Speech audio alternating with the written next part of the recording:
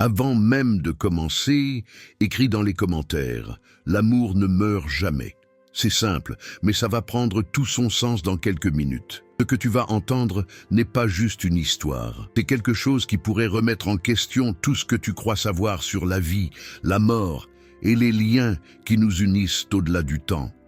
Peut-être que tu as déjà ressenti ce vide inexplicable, cette impression qu'il te manque quelqu'un que tu n'as jamais rencontré, ou cette douleur sans origine, enfouie si profondément que tu ne sais même pas d'où elle vient.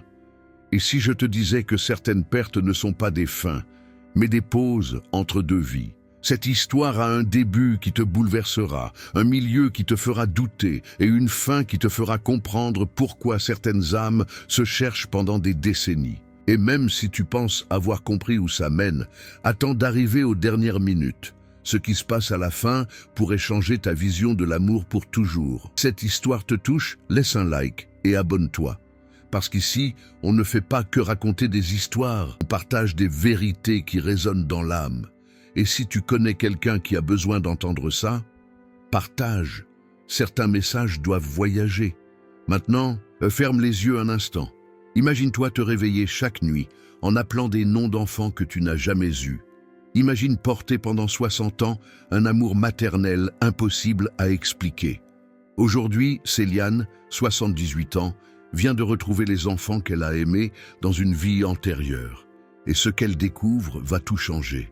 Voici son histoire. Elle se réveille chaque nuit en pleurs, appelant des noms d'enfants qu'elle n'a jamais portés. Pendant 60 ans, elle a cherché à comprendre pourquoi son cœur se brise pour des visages qu'elle ne devrait pas connaître. Aujourd'hui, à 78 ans, Céliane vient de découvrir l'impossible. Les enfants de ses rêves existent vraiment. Et il l'attendait depuis une autre vie. Céliane Morel ouvre les yeux dans l'obscurité de sa chambre. Ses joues sont mouillées de larmes. Encore ce rêve, toujours le même depuis 6 décennies maintenant. Elle voit ses mains, plus jeunes, plus fines, bercer un petit garçon aux cheveux bruns. À côté d'elle, une fillette aux yeux clairs joue avec une poupée de tissu usé. Les voix résonnent dans son esprit comme un écho lointain. « Mathieu, viens ici, mon chéri. Élise, ma douce, ne cours pas trop vite. » Mais Céliane n'a jamais eu d'enfant. Pas dans cette vie. Elle s'assoit lentement dans son lit. Le souffle court. Dehors, l'aube commence à peine à éclairer les toits de Paris. À 78 ans, elle devrait avoir fait la paix avec ses visions. Pourtant, elles sont devenues plus intenses avec le temps, plus réelles, presque tangible. Elle sent encore l'odeur de la farine sur ses doigts, entend le crépitement du feu dans une cheminée qu'elle ne reconnaît pas, voit les petites mains potelées de Mathieu agripper sa robe. Cela a commencé à ses 18 ans. Une nuit, sans prévenir, elle s'était réveillée en sanglots, hurlant ses 2 prénoms, Mathieu et Élise. Ses parents, affolés, avaient appelé un médecin, puis un psychiatre, puis un autre. On avait parlé de traumatismes refoulés, de névrose, de troubles dissociatifs. Céliane avait avalé des médicaments, suivi des thérapies, tenté l'hypnose classique. Rien n'avait fonctionné. Les années avaient le passé. Elle s'était mariée, avait tenté d'avoir des enfants, sans succès. Son mari, lassé de ses réveils en pleurs et de ses absences mentales, était parti. Céliane avait fini par accepter une vie solitaire, habitée par des fantômes qu'elle seule pouvait voir. Ce matin-là, assise dans sa cuisine, elle fait défiler les actualités sur sa tablette. Un article attire son attention. Cas troublant de réincarnation, quand les souvenirs d'une autre vie refont surface. Son cœur s'accélère. Elle lit avec avidité les témoignages de personnes décrivant des expériences similaires aux siennes, des rêves récurrents, des émotions inexplicables, des liens impossibles avec des lieux ou des personnes jamais rencontrées. Pour la première fois en 60 ans, Céliane ressent quelque chose qu'elle avait oublié, l'espoir. Elle relit l'article 3 fois, les mains tremblantes. Pourrait-il s'agir de cela? Ces enfants auraient-ils vraiment existé dans une autre vie, dans un autre temps? Son cœur lui crie que oui. Chaque fibre de son être reconnaît cette vérité comme une évidence. Céliane prend une décision. Elle ne veut plus se contenter de rêver. Elle veut savoir, elle veut comprendre. Et surtout, elle veut retrouver Mathieu et Élise. 3 jours plus tard, Céliane se retrouve assise dans un cabinet discret du 14e arrondissement de Paris. Les murs sont tapissés de livres anciens et l'odeur de l'encens flotte dans l'air. Face à elle, le docteur Arnaud Vernet, spécialiste en régression spirituelle, l'observe avec bienveillance. C'est un homme dans la soixantaine, aux cheveux grisonnants et au regard perçant qui semble voir au-delà des apparences. « Madame Morel, lui dit-il d'une voix douce, je dois vous prévenir que vous allez revivre peut-être profondément bouleversant. Êtes-vous certaine de vouloir continuer ?» Céliane hoche la tête avec détermination. « J'ai attendu 60 ans pour comprendre. Je suis prête. » Le docteur Vernet lui demande de s'allonger sur un fauteuil confortable. Il baisse les lumières et allume une bougie. Sa voix devient un murmure apaisant, guidant Céliane dans un état de relaxation profonde. Respirez lentement. Laissez votre esprit voyager en arrière, au-delà de cette vie, vers les souvenirs qui vous appellent. Progressivement, Céliane sent son corps devenir lourd. Les bruits de la ville s'estompent. Et soudain, elle n'est plus dans ce cabinet parisien. Elle est ailleurs. Elle est quelqu'un d'autre. Le soleil est chaud sur sa peau. Elle porte une robe simple en coton bleu tachée de farine. Ses mains pétrissent la pâte à pain sur une table en bois usée. Autour d'elle, une petite cuisine rustique. Par la fenêtre ouverte, elle aperçoit des collines dorées et des vignes qui s'étendent à perte de vue. Le sud de la France. Elle le sait instinctivement. « Maman, maman !» crie une voix enfantine. Céliane, non, Marguerite, se retourne. Un petit garçon de 5 ans court vers elle, les joues roses d'excitation. « Mathieu, mon trésor, qu'y a-t-il » demande-t-elle en essuyant ses mains sur son tablier. Élise a trouvé un papillon, un très gros. Marguerite sourit et sort dans le jardin. Sa fille de 2 ans, aux boucles blondes ébouriffées, est accroupie près d'un buisson de lavande, fixant avec émerveillement un papillon posé sur une fleur. « Regarde, maman, il est beau !» s'exclame Élise de sa petite voix cristalline. Le cœur de Marguerite déborde d'amour. Ses 2 enfants sont toute sa vie. Depuis que son mari est parti au front en 1942, elle élève seule Mathieu et Élise dans ce village isolé.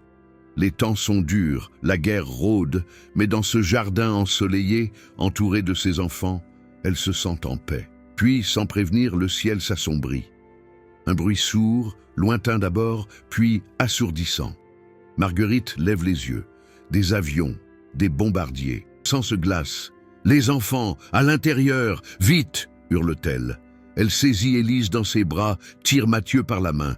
Ils courent vers la maison, mais ils n'ont pas le temps. Le sifflement strident d'une bombe fend l'air.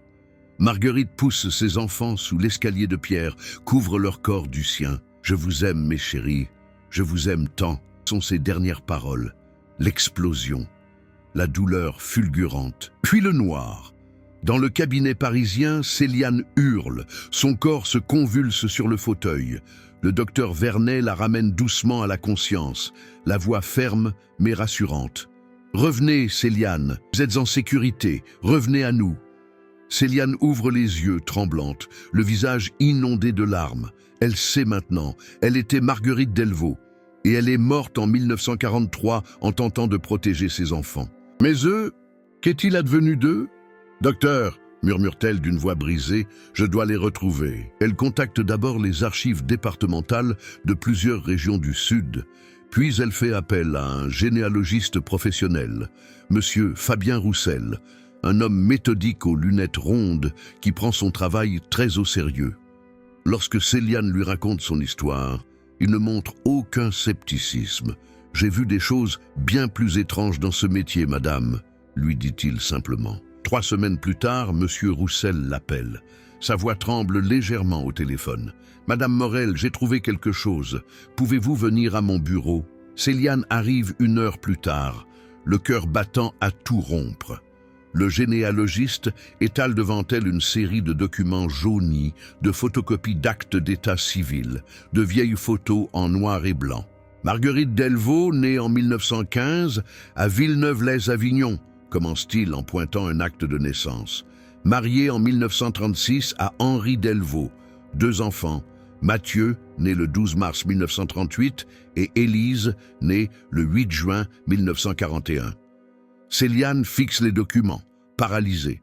Les dates correspondent exactement à ce qu'elle a vu dans sa vision. Ses mains tremblent quand elle prend une photographie de famille. Une jeune femme aux traits doux, vêtue d'une robe à fleurs, tient un bébé dans ses bras. Un petit garçon se tient à côté d'elle.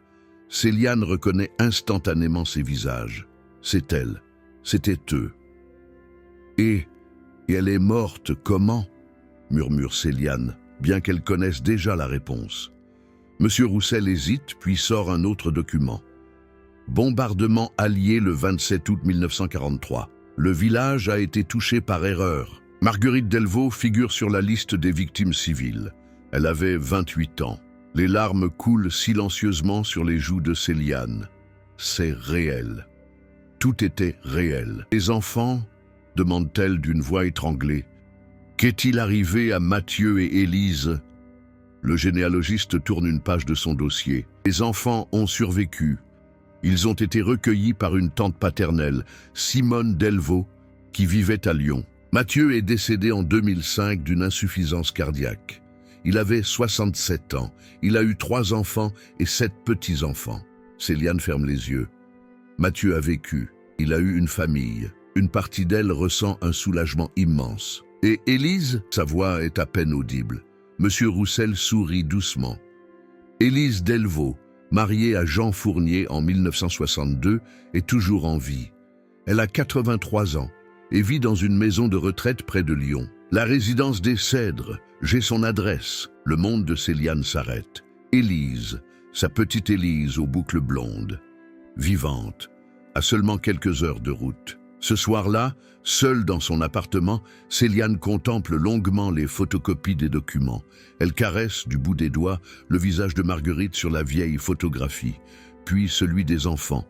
Des émotions contradictoires l'envahissent, joie, tristesse, peur, espoir. Comment approcher Élise? Comment lui expliquer l'inexplicable? Une femme de 78 ans qui prétend avoir été sa mère dans une vie antérieure? Elle risque d'être prise pour une folle. Mais Céliane sait qu'elle n'a pas le choix. Après 60 ans d'attente, après avoir porté ce poids insupportable, elle doit aller jusqu'au bout. Elle doit revoir sa fille. Elle s'assoit à son bureau et commence à écrire une lettre. Les mots coulent d'eux-mêmes, portés par 6 décennies d'amour maternel refoulé. La lettre a mis 3 jours à s'écrire. Céliane l'a recommencé une dizaine de fois, cherchant les mots justes, ceux qui ne feraient pas fuir Élise, ceux qui toucheraient son cœur plutôt que sa raison. Finalement, elle a opté pour la sincérité absolue. « Chère Élise », commence la lettre, « je sais que ce que je vais vous dire paraîtra insensé. Je suis une femme de 78 ans qui vit à Paris, et nous ne nous sommes jamais rencontrés dans cette vie. Pourtant, je vous connais. Je connais la cicatrice sur votre genou gauche, celle que vous vous êtes faite en tombant dans le jardin à l'âge de 2 ans. Je connais votre poupée en tissu que vous appeliez Mimi. Je connais la berceuse que votre mère vous chantait le soir. Dors, mon ange, sous les étoiles d'or. Je connais tout cela parce que j'étais cette mère. J'étais Marguerite Delvaux. Et je vous ai aimé plus que tout au monde. Mais je ne peux nier que vous connaissez des détails que personne, absolument personne, ne pourrait savoir. La berceuse notamment. Je ne l'ai jamais chantée à mes propres enfants, je ne l'ai jamais mentionnée à quiconque. Je l'avais même oubliée jusqu'à ce que vous la citiez. Si vous souhaitez me rencontrer, je suis à la résidence des Cèdres, chambre 217. Venez samedi prochain, à 15 h. Élise Fournier. Céliane prend le train pour Lyon, le cœur au bord des lèvres. Durant tout le trajet, elle se demande si elle ne fait pas une terrible erreur. Et si Élise la rejetait? Et si cette rencontre rouvrait des blessures mieux laissées fermées? Mais quand elle pousse la porte de la chambre 217, toutes ses craintes s'évanouissent. Élise est assise près de la fenêtre, dans un fauteuil en velours bleu. C'est une femme élégante malgré ses 83 ans, les cheveux blancs soigneusement coiffés, les yeux d'un gris perçant. Quand elle voit Céliane, elle se lève lentement, s'appuyant sur sa canne.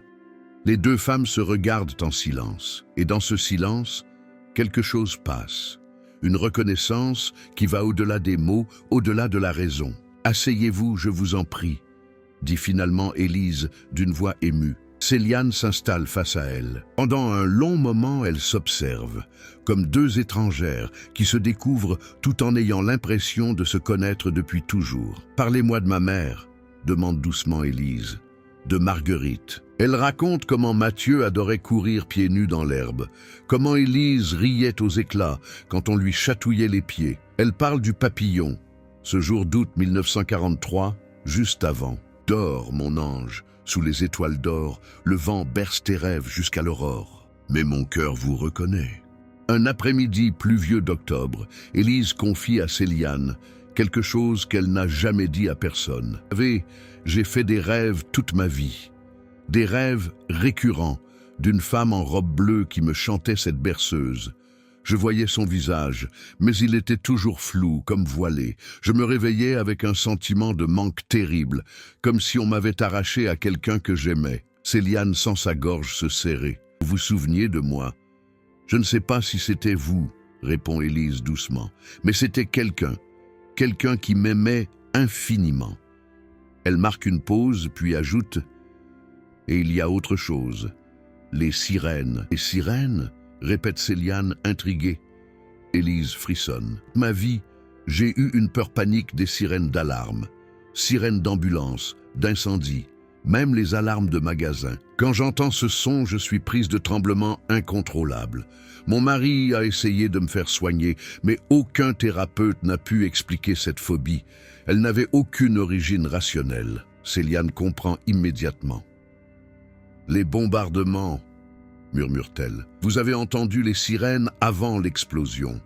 Votre corps s'en souvient. » Élise hoche lentement la tête, les larmes aux yeux. « C'est insensé, n'est-ce pas ? Mais cela expliquerait tellement de choses. » Quelques jours plus tard, Élise propose à Céliane de rencontrer la famille de Mathieu. « Mon frère est parti, mais ses enfants et petits-enfants vivent toujours dans la région.